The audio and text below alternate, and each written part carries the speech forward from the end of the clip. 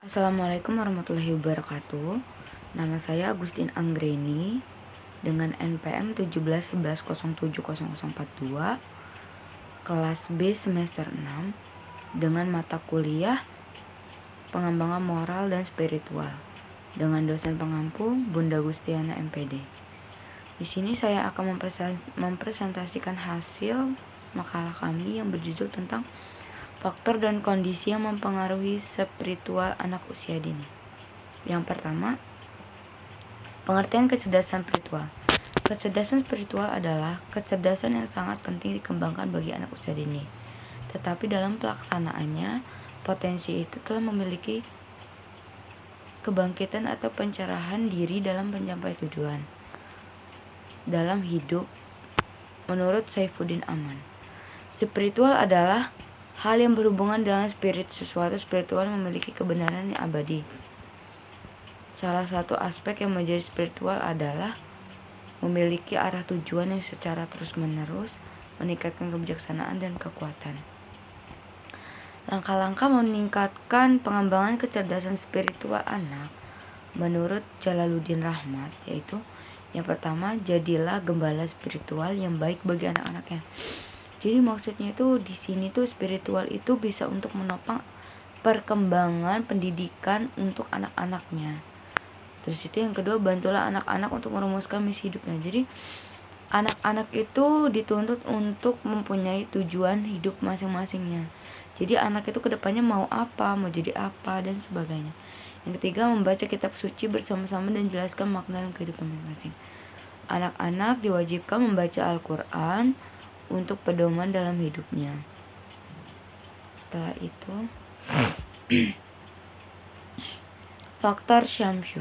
Menurut Syamsu, ada beberapa faktor yang dapat mempengaruhi perkembangan spiritual anak, yaitu pertama, faktor pembawaan internal dan lingkungan eksternal. Yang pertama itu faktor pembawaan internal. Faktor pembawaan internal itu faktor perkembangan sejak dini, yaitu anak usia dini dapat dibina dasar-dasar keimanannya, ketakwaannya dalam pembentukan watak atau karakternya sejak dini, sejak dia dilahirkan. Untuk meningkatkan hal tersebut, setiap anak membutuhkan kasih sayang dan perlindungan dari orang tuanya.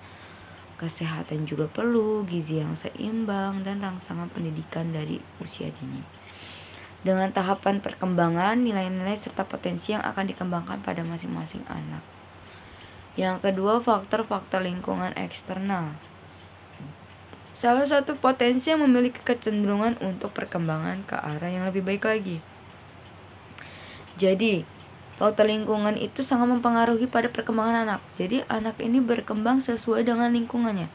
Misalnya lingkungannya baik, anak dapat berkembang secara baik. Tetapi kalau lingkungannya tidak baik, anak dapat berkembang secara tidak baik.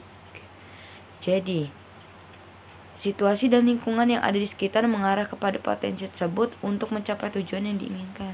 Sangat mempengaruhi. Apapun lingkungan yang dimaksud adalah sebagai berikut. Yang pertama ada lingkungan keluarga. Lingkungan keluarga itu yang pertama adalah yang menopang hidup anak-anaknya. Jadi di situ tuh keluarga adalah orang pertama yang bisa mencapai target untuk pendidikan anaknya. Jadi mulai dari keluarga dapat berkembang, dapat diterapkan pendidikan berupa dorongan, penguatan, penghargaan, dan sanksi sosial yang perlu dikembangkan sejak anak usia dini agar dapat mengembangkan cipta, rasa, karsa, dan pada diri anak. Lingkungan sekolahnya. Lingkungan sekolahnya itu merupakan lingkungan kedua bagi anak setelah keluarga. Jadi tentunya setelah sesuatu yang ada di sekolah akan menjadi model bagi anak. Jadi anak itu setelah dari lingkungan keluarga, dia berpacu kepada lingkungan sekolah. Jadi bahwa pengaruh sekolah terhadap perkembangan kepribadian anak itu sangat besar. Karena sekolah merupakan substitusi dari keluarga dan guru, substitusi dari orang tua. Setelah lingkungan sekolah tadi, yang ketiga ada lingkungan masyarakat. Selain faktor keluarga dan sekolah, lingkungan masyarakat juga turut mempengaruhi, bahkan sangat mempengaruhi perkembangan kecerdasan beragama pada anak usia dini.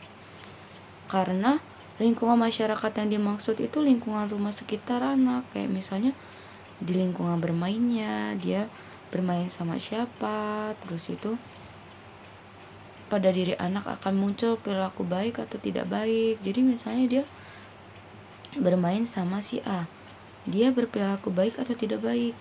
Setelah itu dia bermain sama si B.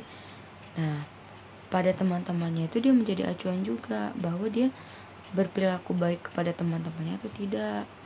Terus itu muncullah perilaku baik ataupun tidak baik tergantung seberapa besar lingkungan sekitarnya, sangat mempengaruhi dalam pergaulan diri sendiri untuk sehari-hari. Jadi pergaulan-pergaulan yang ada itu sangat mempengaruhi. Terus itu yang terakhir ada faktor yang dapat memberikan pengaruh terhadap perkembangan spiritual anak usia dini. Yang pertama, kurang tentramnya jiwa agama pada setiap anak pada suatu lingkungan tertentu. Jadi anak tersebut itu adanya kurang nilai agama dia. Jadi pada lingkungan itu dia tuh agamanya tuh kurang diajarin sama orang tuanya mungkin, atau pergaulan sama teman-temannya kurang baik.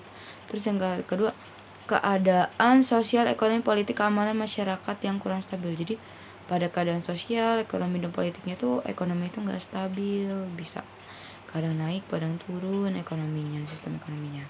Yang ketiga, banyaknya tulisan dan gambar yang tidak mengindahkan ajaran agama dan dasar spiritual.